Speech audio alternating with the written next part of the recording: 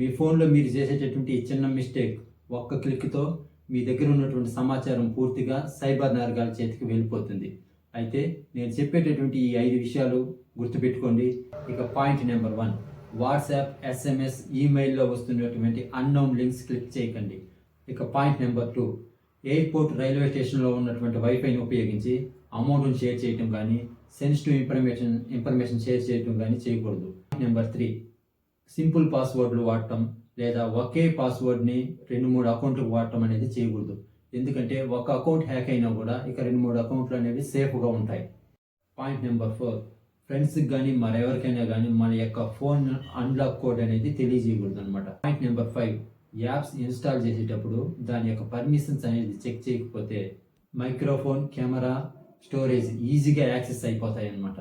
దీనికి సంబంధించిన full video కింద డిస్క్రిప్షన్లో లింక్ ఇచ్చాను. వీళ్ళు చూడాలనుకున్న వాళ్ళు చూడండి.